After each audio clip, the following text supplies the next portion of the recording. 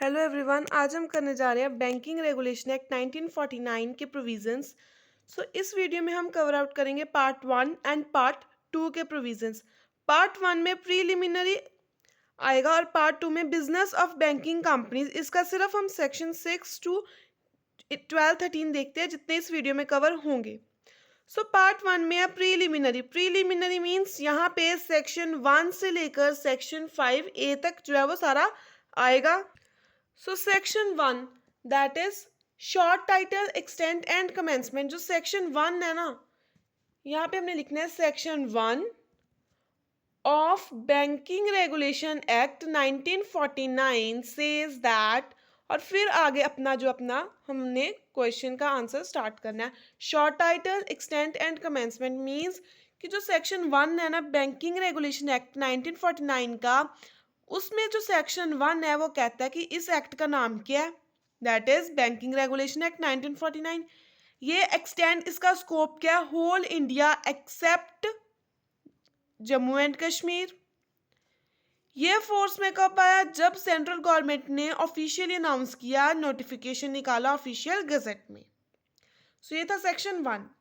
Section 2 कहता है application of other laws not barred. It means कि जो लॉज ऑलरेडी पहले बन चुके हैं, जैसे बैंकिंग रेगुलेशन एक्ट के पहले था आरबीआई एक्ट या हम कह लें कंपनीज एक्ट, तो इन एक्ट्स को रीप्लेस करना इसका मोटिव नहीं है। इसने क्या करना है, information in addition to other acts provide करनी है, not in place of.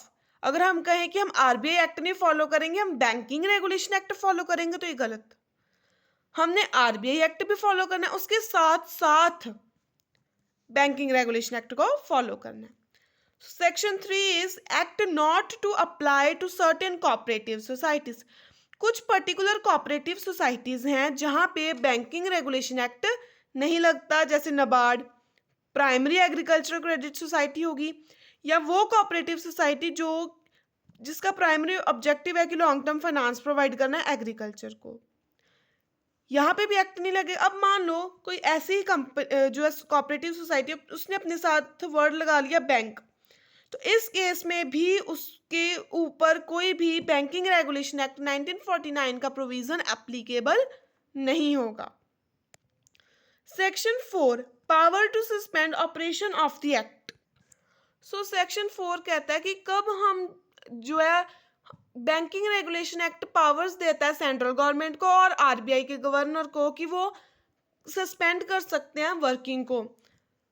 Normal case है अगर, तो आरबीआई जो है रिक्वेस्ट करेगा गवर्नमेंट को, और अगर गवर्नमेंट को लगता है कि हाँ जी ये जो रिक्वेस्ट मुझे की गई है ये बिल्कुल सही है, माननी चाहिए मुझे, जायज़ है बिल्कुल, तो वो क्या करेगा, कुछ वर्किंग जो है वो बैंकिंग रेगुलेशन एक्ट की सस्पेंड कर देगा कि हाँ जी बैंकिंग रेगुलेशन एक्ट का थोड़ा सा पार्ट जो है वर्किंग जो है उसको रोक देगा कि ये हमने अप्लाई नहीं करना या ये फॉलोअप नहीं होगा। कितने पीरियड के लिए नहीं फॉलो किया जाएगा, इट मीन्स सस्पेंशन ऑर्डर कितना होगा, मैक्सिमम 60 डेज का हो सकता है at one time. Officially gazette में अनाउंस होना चाहिए। Emergency power of RBI governor. Special emergency के केस में आरबीआई जो गवर्नर का है वो डायरेक्टली जो है सस्पेंड कर देगा वर्किंग को, और उसको सेंट्रल गवर्नमेंट की परमिशन की जरूरत नहीं है। यहाँ पे उसने परमिशन लेनी है सेंट्रल गवर्नमेंट की, उसने रिक्वेस्ट करनी है सेंट्रल गवर्नमेंट को, और फिर सेंट्रल गवर्नमेंट जो है वो सस्पेंड करेगी। लेकिन अगर स्पेशल इमरजेंसी का केस है तो मैक्सिमम 30 डेज के लिए गवर्नर ऑफ आरबीआई खुद भी डायरेक्टली ऑर्डर दे सकता है सस्पेंड करने का कोई वर्किंग को। जैसे ही उसने अपनी ये वाली पावर यूज किया उसके बाद इमिडिएटली उसने इंटीमेशन किसको देनी है इस ऑर्डर की, सेंट्रल गवर्नमेंट को। अब सेंट्रल गवर्नमेंट हो सकता है इसको फर्दर एक्सटेंड करे सस्पेंशन को, वो फर्दर जो है 60 डेज के लिए कर सकती है एट अ टाइम, लेकिन मोर देन 1 ईयर वो किसी भी वर्किंग को बैंकिंग रेगुलेशन एक्ट की नहीं सस्पेंड कर सकती, लेस देन 1 ईयर ही वो कर सकती है। अब ये जो सस्पेंशन हमने की है सेक्शन 4 में, उसमें उन्होंने कहा है कि जो भी आपने चेंजेस किए हैं, सस्पेंशन ऑर्डर पास किया, उसको प्रॉपर पार्लियामेंट के सामने भी रखना है। नेक्स्ट है सेक्शन 5 दैट इज इंटरप्रिटेशन। अब जो सेक्शन 5 है इसमें आएंगी सारी की सारी हमारी डेफिनेशंस जो हम यहाँ से करेंगे। First one is approved securities, means वो सिक्योरिटीज जो सेंट्रल गवर्नमेंट इशू करती है या स्टेट गवर्नमेंट इशू करती है या ऐसी कोई अथॉरिटी जिसको आरबीआई इशू कर रहा है, ये होगी approved security. Banking means accept करना for the purpose of lending और इन्वेस्टमेंट। इसको हम एक एग्जाम्पल के थ्रू समझते हैं। मान लो एक बैंक है, ये एक बैंक है हमारा, ये हम डायरेक्टली यहाँ पे सीधा लिख ही लेते हैं ड्रॉ करने की बजाय। एक बैंक है, ए पर्सन ने ₹10,000 जो है वो डिपॉजिट करवाए। अब बैंक ने क्या किया, इसको एक्सेप्ट किया। बैंक मीन्स एक्सेप्टिंग, इसने एक्सेप्ट किया। क्यों किया? For the purpose of lending, अब इसने लैंड करना है या इसने इन्वेस्ट करना है। Banking means accepting for the purpose of lending और इन्वेस्टिंग। अब क्या इन्वेस्ट करना, लैंड क्या करना है, जो उसने डिपॉजिट किया था। डिपॉजिट्स ऑफ मनी, ये मनी की फॉर्म में था, deposit of money of general public, repayable on demand and withdrawal by cheque, order और ड्राफ्ट और अदरवाइज। यही डेफिनेशन कह रही है, एक्सेप्ट करना for the purpose of lending और investment of deposits of money from the public, repayable on demand or otherwise, and withdrawal by check, draft, order or otherwise. Third is banking company. Banking company means वो company जो bank के साथ related है, means जो banking business में involve है, उसे हम बैंकिंग कंपनी कहेंगे।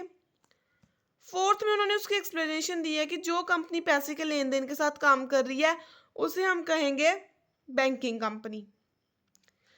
फिफ्थ, कंपनी, कोई भी कंपनी जो section 3 of the companies act 2013 में रजिस्टर्ड है उसे हम कंपनी मानेंगे और इसमें फॉरेन कंपनी भी इन्वॉल्व होगी। कॉरेस्पॉन्डिंग न्यू बैंक्स मींस जो बैंक्स बैंकिंग कंपनी एक्ट 1970 के अंडर कॉन्स्टिट्यूट किए गए हैं। डिमांड लाइबिलिटीज वो लाइबिलिटीज होती हैं जो ऑन द डिमांड ही हम फुलफिल कर देते हैं। डिमांड आई है, 10,000 रुपये की लाइबिलिटी अराइज होगी हमारी, ऑन द स्पॉट हमने उसको क्लियर आउट कर लिया। एग्जिम बैंक वो बैंक जो export and import of India को फाइनेंस करते हैं। रिकंस्ट्रक्शन बैंक्स जो रिकंस्ट्रक्शन एक्ट के अंदर आ रहे हैं। नेशनल हाउसिंग बैंक जो नेशनल हाउसिंग बैंक एक्ट के अंदर आ रहा है। गोल्ड मींस गोल्ड कुछ भी हो सकता है, क्वाइन की फॉर्म में भी हो सकता है, लीगल टेंडर भी हो सकता है, लाइक गोल्ड लोन भी जिसे हम कहते हैं वो भी हो सकता है। Twelfth is managing agent means जहाँ पे मैनेजिंग एजेंट एक डायरेक्टर कंपनी है या कोई डायरेक्टर है किसी कंपनी का, कोई फर्म है, उसे मैनेजिंग डायरेक्टर कहेंगे। मैनेजिंग एजेंट कहेंगे। मैनेजिंग डायरेक्टर मींस जो बंदा पूरी की पूरी बैंकिंग कंपनी को मैनेज कर रहा है, कंट्रोल कर रहा है, उसकी जनरल मीटिंग्स देख रहा है, एओए एमओए फॉर्मुलेट कर रहा है, हर चीज जिसने करनी है उसे हम मैनेजिंग डायरेक्टर कहेंगे। नाम से क्लियर है, वो डायरेक्टर जो सब कुछ जितना भी अफेयर कंट्रोल्स एंड अफेयर्स है कंपनी के मैनेज करेगा। नेशनल बैंक मींस जो नेशनल बैंक, नबार्ड जिसे हम कहते हैं, नबार्ड एक्ट के अंदर रजिस्टर्ड हो। रिजर्व बैंक आरबीआई एक्ट के अंदर रजिस्टर्ड है। सिक्योर्ड लोन्स और एडवांसेस, सिक्योर्ड लोन्स और एडवांसेस वो लोन्स और एडवांसेस होते हैं जिनके ऊपर सिक्योरिटी हम रखते हैं, एज ए एसेट कोई रखते हैं। और अनसिक्योर्ड जिन पे कोई सिक्योरिटी नहीं रखती, कोई कोलेट्रल नहीं रखते किसी एसेट को। स्मॉल इंडस्ट्रीज बैंक जो स्मॉल इंडस्ट्रीज को डेवलपमेंट करने के लिए बनाया गया हुआ बैंक पर्टिकुलर एक्ट के अंदर। स्मॉल स्केल इंडस्ट्रियल कंसर्न वो बैंक्स होते हैं जो इन्वेस्टमेंट करते हैं उन कंसर्न्स में जिनकी plant and machinery less than 7.5 lakh of rupees होती है और not exceeding 20 lakh of rupees means minimum 7.5 and maximum 20 lakh as per the central government. Central government ने कितनी जो है वो अमाउंट डिक्लेयर की है। Next is substantial interest. It means कि कोई भी अगर कंपनी है, बैंक यहाँ पे कंपनी की उन्होंने बात की है, जैसे बेनिफिशियल इंटरेस्ट होता है माइनर। अब देखो कोई भी छोटा बच्चा अगर 2-3 साल के बच्चे का आप अकाउंट खोलते हो, वो उसका अकेले का अकाउंट नहीं खोलता, उसका ज्वाइंट अकाउंट खोलता है। सो इट मीन्स कि उन्होंने यहाँ पे कहा है कि more than 10% of the total subscribed capital by all the partners of the said firm, उसमें से मोर देन 10% जो है वो स्पाउस माइनर चाइल्ड की होनी चाहिए। सो ये थे हमारे सेक्शन 5 के interpretation. Now section 5A act to override MOA AOA. Section 5A कहता है कि बैंकिंग रेगुलेशन एक्ट ऐसा एक्ट है जो MOA, memorandum of association, article of association, इन सबसे ज्यादा पावरफुल होता है। इन केस बैंक में कोई भी जो है वो मान लो कॉन्फ्लिक्टराइज हो गया कि मेमोरेंडम ऑफ एसोसिएशन कुछ और कह रहा है और बैंकिंग रेगुलेशन एक्ट कुछ और कह रहे हैं, उस केस में बैंकिंग रेगुलेशन एक्ट की बात मानी जाएगी, मेमोरेंडम की बात नहीं मानी जाएगी। और जो प्रोविजंस होंगे मेमोरेंडम के या आर्टिकल के या रेजोल्यूशन के जिसके साथ भी कॉन्फ्लिक्ट हुआ है, देन वो वॉइड माने जाएंगे वो प्रोविजंस उस एक्सटेंट तक जितने एक्सटेंट तक कॉन्फ्लिक्ट हुआ। अगर कॉन्फ्लिक्ट दो प्रोविजंस के साथ हुआ है तो दोनों के दोनों प्रोविजंस वॉइड माने जाएंगे।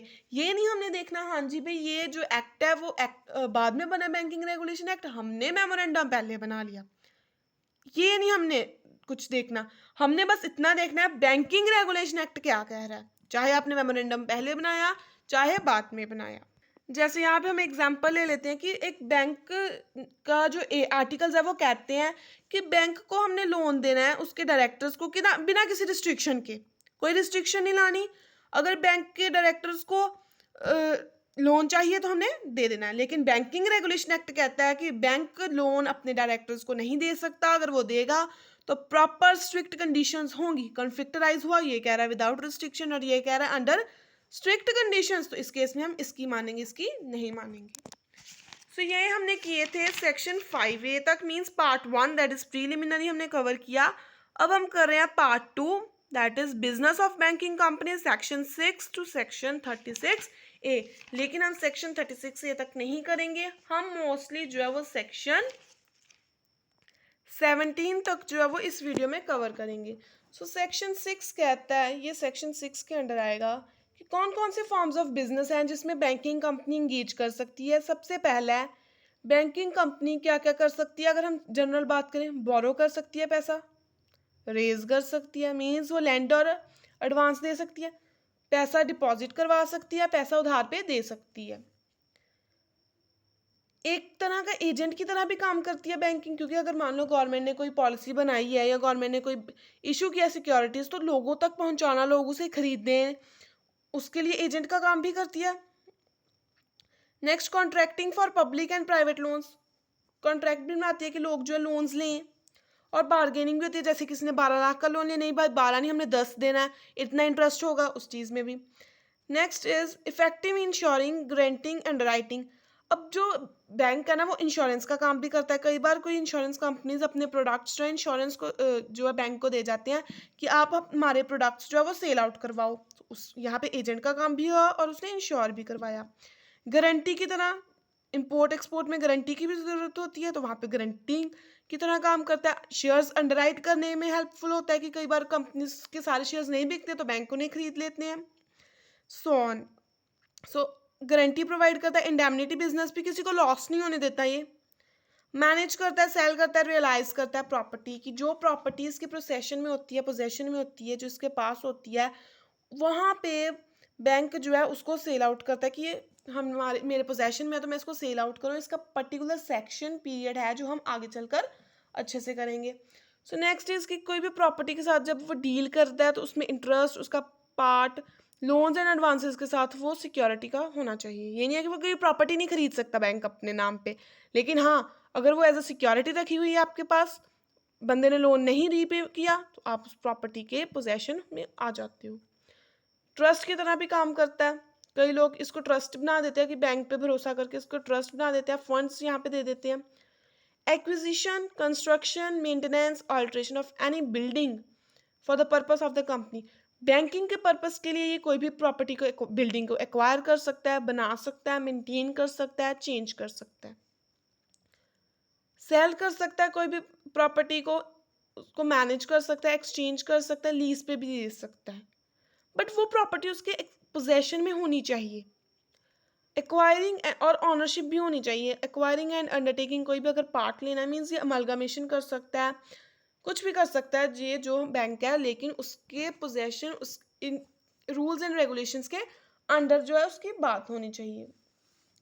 नेक्स्ट है सेक्शन 7। जो सेक्शन 7 है वो कहता है कि जो वर्ड हमने यूज किया बैंक, बैंकिंग, वो सिर्फ बैंक कंपनीज यूज कर सकती हैं और कोई बंदा नहीं उसको यूज कर सकता।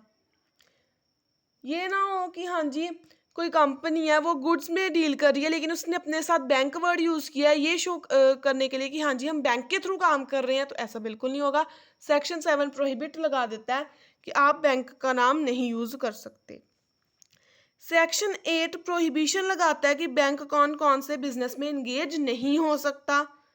मींस बैंक जो है उस बिजनेस में इंगेज नहीं हो सकता जिस बिजनेस में हम कह दें कि गुड्स एंड सर्विसेज के साथ वो डील कर रहा है। लाइक वो लेन देन नहीं कर सकता, ट्रेड नहीं कर सकता, बाय नहीं कर सकता, सेल नहीं कर सकता, बार्टर नहीं कर सकता गुड्स और सर्विसेज। वो सिर्फ मनी के साथ डील करेगा। सो 11th एंड 12th सेक्शन पे जाने से पहले हम थोड़ा सा सेक्शन 10 भी देख लेते हैं। सेक्शन 10 कहता है हमें कि डायरेक्टर्स को अपॉइंट करना। यहाँ पे हमने देखना है कि सेक्शन 10 में कि डायरेक्टर्स को स्पेशल नॉलेज होनी चाहिए। जो चेयरमैन है वो फुल टाइम भी हो सकता है, पार्ट टाइम भी हो सकता है। अगर तो वो पार्ट टाइम है तो वो फुल टाइम एम्प्लॉय होना चाहिए, लेकिन बेशक वो पार्ट टाइम जॉब चेयरमैनशिप की कर रहा है। 5 ईयर्स तक वो सर्व कर सकता है चेयरमैन एक बैंकिंग कंपनी को, लेकिन उसे हम रीअपॉइंट नहीं कर सकते। वो क्वालिफाइड होना चाहिए, प्रोफेशनल होना चाहिए। आरबीआई के पास पावर है कि वो रिमूव कर सके चेयरमैन को। अगर इन केस कोई चेयरमैन की डेथ हो जाती है तो 4 मंथ्स के लिए टेम्पररी अरेंजमेंट जो है वो आरबीआई करके देगा, सिर्फ 4 मंथ्स के लिए। देन सेक्शन 10 को फर्दर डिवाइड किया गया है। 10BB दैट इज आरबीआई की पावर है कि वो अपॉइंट कर सकती है किसी भी चेयरमैन को। 10C कहता है हमें पता है कि जब कंपनीज के हम डायरेक्टर्स को अपॉइंट करते हैं तो उन्हें क्वालिफिकेशन शेयर्स परचेज करने पड़ते हैं, लेकिन बैंकिंग कंपनी के केस में किसी भी डायरेक्टर को क्वालिफिकेशन शेयर्स खरीदने की जरूरत नहीं है।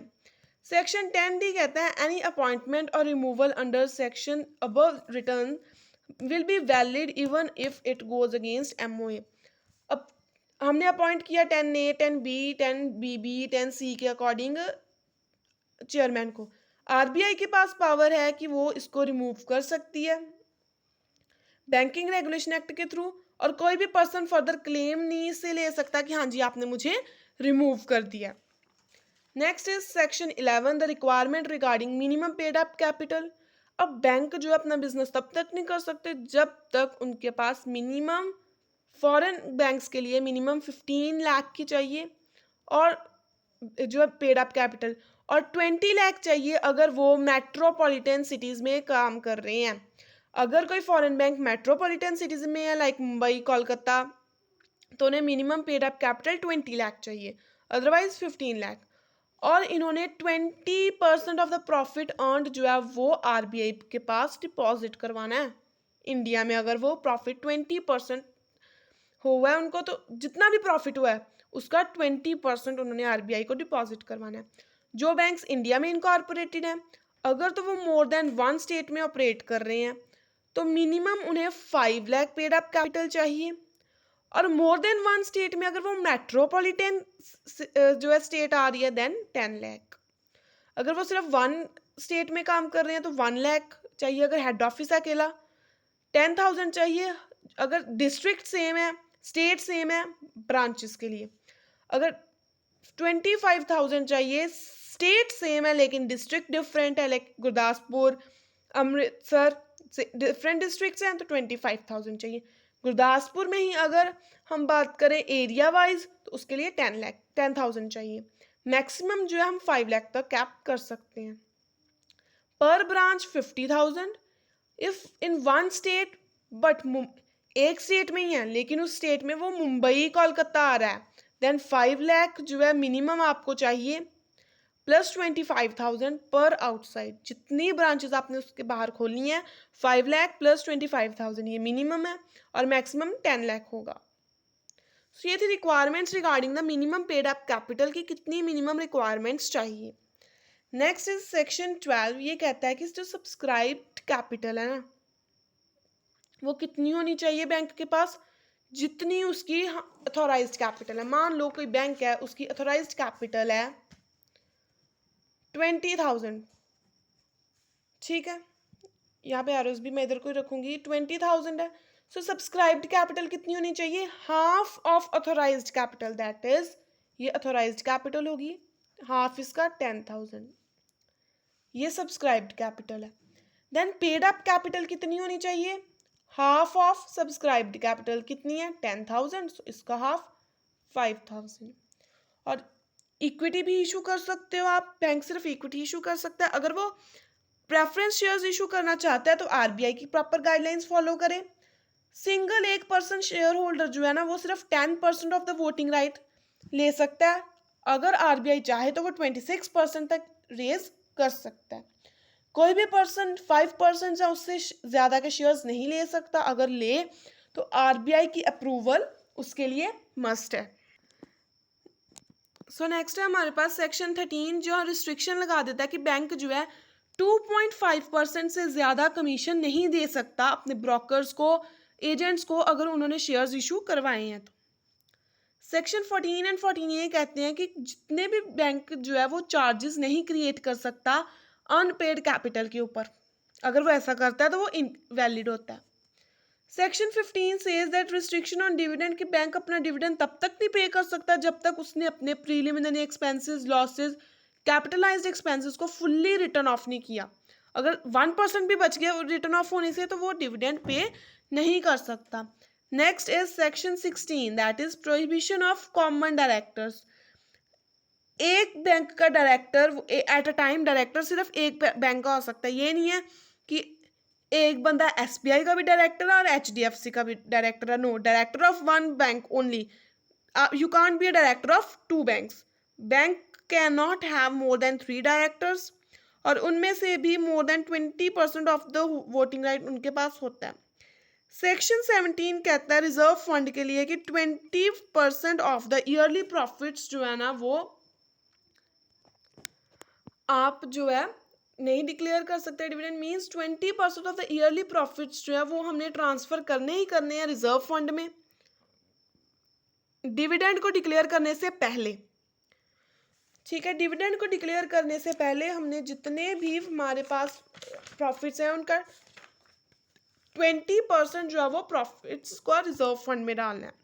Next is section 20 and section 21। ये जो रिस्ट्रिक्शंस लगा देते हैं लोन्स एंड एडवांसेस के ऊपर। सेक्शन 20 कहता है कि कोई भी बैंकिंग कंपनी जो है किसी भी डायरेक्टर को लोन नहीं देगी, ना ही वो किसी डायरेक्टर को एज ए गारंटर मानेगी। मान लो आप बैंक में लोन लेने गए हो और आपका कोई फ्रेंड है वो डायरेक्टर है, सो आप अगर कहो ना कि हाँ जी मैं डायरेक्टर की गारंटी डलवा दो अपने लोन ग्रांट करवाने में, तो वो नहीं हो सकता। प्लस अगर आपने उस बैंक के शेयर्स खरीदे हैं तो उस बैंक सेम बैंक अगर आपने एसबीआई के शेयर्स खरीदे तो आप एसबीआई में ही अपने शेयर्स को सिक्योरिटी एज ए नहीं रखवा सकते। सेक्शन 21 कहता है कि RBI has empower to determine the policy.